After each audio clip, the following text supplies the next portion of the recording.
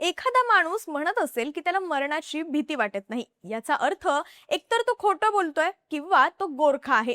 Sam Bahadur म्हणजेच भारताचे legendary field marshal Sam Manekshaw यांचं हे वक्तव्य. गोरखा म्हणजे नेपाळमधला अत्यंत पराक्रमी योद्धा समुदाय. ब्रिटिश काळात गोरखा सैनिकांचा पराक्रम पाहून त्यांना भारतीय सैन्यात स्थान देण्यात आलं होतं. भारतीय सैन्यामध्ये गोरखा रेजिमेंटचा इतिहास फार गौरवशाली राहिलाय. ही रेजिमेंट आपलं अतुलनीय शौर्य, पराक्रम आणि शिस्तीसाठी जगभरात प्रसिद्ध आहे. पण 2022 मध्ये एक मोठी घटना घडली. नेपाळच्या सरकारने नेपाळी तरुणांना भारताच्या गोरखा रेजिमेंटमध्ये प्रवेशाची परवानगी नाकारली. तेव्हापासून आज 4 वर्ष झाली आहेत. भारताच्या गोरखा रेजिमेंटमध्ये नेपाळी तरुणांची भरती ही थांबली आहे. पण आता याच विरोधात नेपाळमध्ये आंदोलनं सुरू झाली आहेत. नेपाळी तरुणांचं म्हणणं आहे की त्यांना पुन्हा भारताच्या गोरखा रेजिमेंटमध्ये प्रवेश मिळायला हवा. या पार्श्वभूमीवर भारतीय सैन्याचे प्रमुख जनरल धीरज सेठ हे 16 ऑगस्टला नेपाळच्या दौऱ्यावर गेले. त्यांच्या या दौऱ्याचा संबंध गोरखा तरुणांच्या मागणीशी लावला जातोय. या सगळ्यामध्ये चीनचा अँगल सुद्धा आहे. गोरखा तरुणांना जर पुन्हा भारतीय सैन्यात प्रवेश मिळाला नाही तर ते चीनच्या सैन्यात जातील का, असे प्रश्न विचारले जात आहेत. हा सगळा विषय नक्की आहे काय? नेपाळच्या गोरखा तरुणांची मागणी काय आहे? नेपाळी तरुणांची गोरखा रेजिमेंट मधली भरती का थांबवली आहे?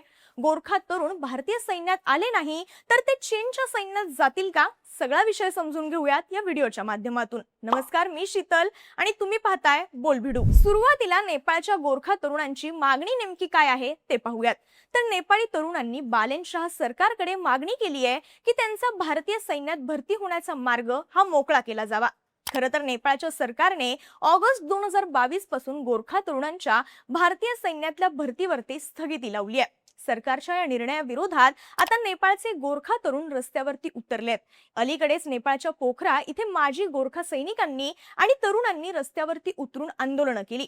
पोखरा इथल्या स्थानिक मीडियाच्या बातम्यांनुसार Indian ex serviceman Gorkha brigade Nepal या संघटनेने या आंदोलनांचं आयोजन केलं होतं. या संघटनेने जिल्हा प्रशासनामार्फत नेपाळच्या बालेन शाह सरकारला निवेदन सुद्धा दिलंय. भारतीय सैन्यात नेपाळी गोरखांची भरती तातडीने सुरू करण्याची मागणी त्यांनी केली आहे. पण इथे सगळ्यात महत्त्वाचा प्रश्न येतो तो म्हणजे भारतीय सैन्यातली नेपाळी तरुणांची भरती थांबवण्यात का आली? नेपाळच्या सरकारने यावरती बंदी का घातली? तर यामागचं कारण आहे भारत सरकारचा एक निर्णय. झालं असं की भारत सरकारने जून 2022 मध्ये सैन्यात भरतीसाठी अग्निपथ योजना जाहीर केली. या योजनेअंतर्गत 17.5 ते 21 वर्ष वयांच्या तरुणांची 4 वर्षांसाठी सैन्यात भरती केली जाते. या योजनेद्वारे भरती होणाऱ्या सैनिकांना अग्निवीर असं म्हटलं जातं.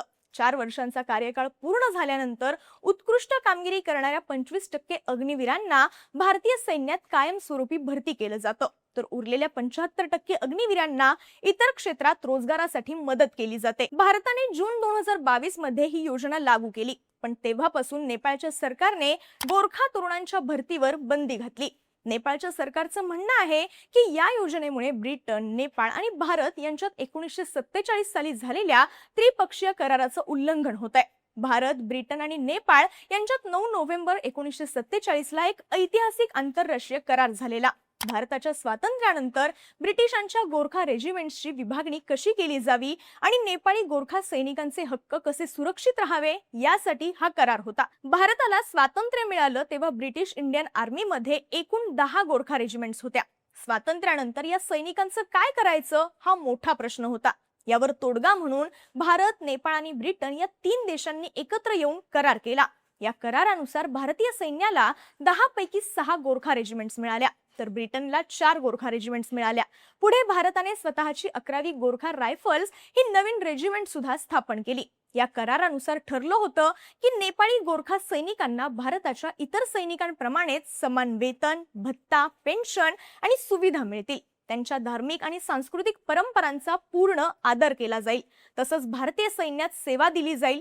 तरी गोरखा सैनिकांचं नेपाळी नागरिकत्व जाणार नाही, ते नेपाळचेच नागरिक राहतील. पण आता भारत सरकारनं जी अग्निपथ योजना आणली आहे त्यामध्ये फक्त 4 वर्षांची सेवा आणि पेन्शन न मिळण्याची अट आहे. नेपाळ सरकारचं म्हणणं आहे की या योजनेमुळे 1947 च्या कराराचं उल्लंघन होत आहे.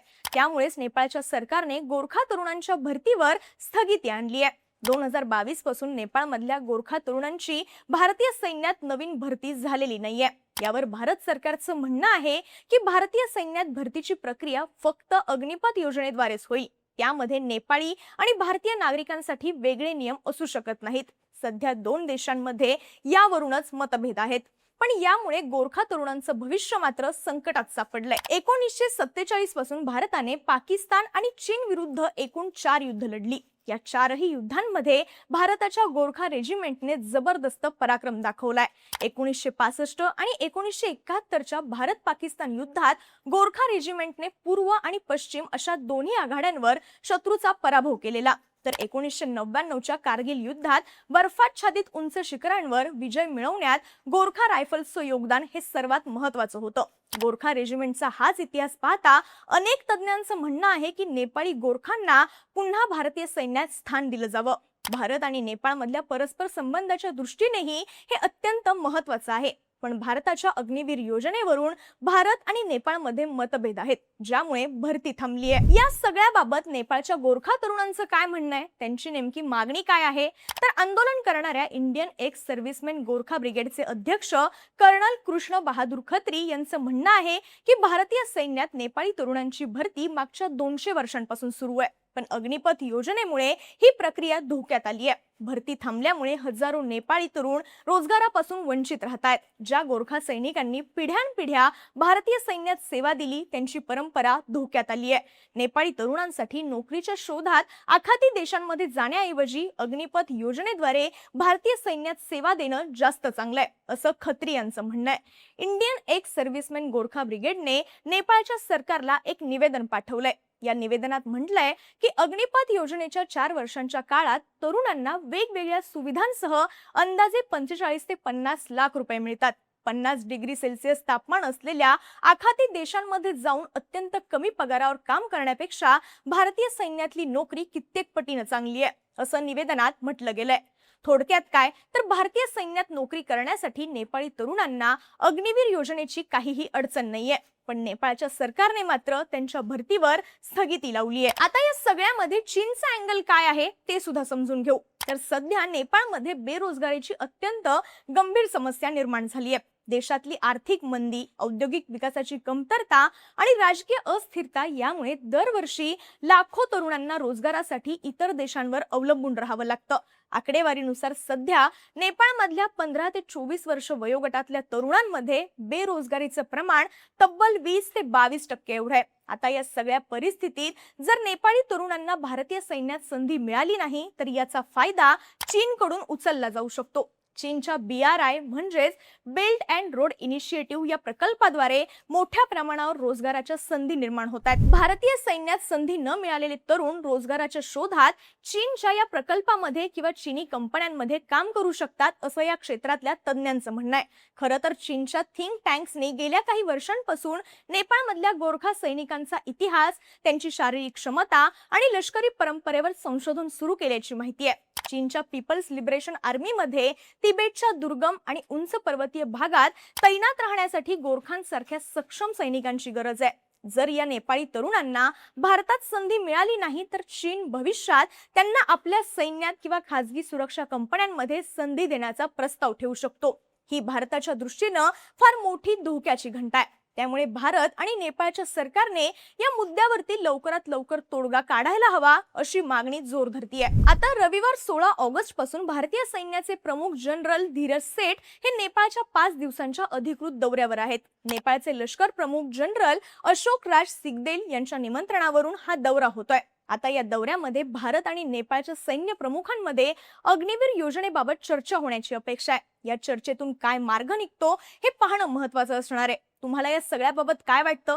भारताच्या गोरखा रेजिमेंटचा इतिहास पाहता नेपाळच्या गोरखा तरुणांना अग्निवीर योजनेतून सूट दिली जावी का? याबाबतची तुमची मतं आणि प्रतिक्रिया आम्हाला कमेंट करून नक्की सांगा आणि माहितीपूर्ण व्हिडिओसाठी बोल भिडूच्या YouTube चॅनलला सबस्क्राइब करायला विसरू नका.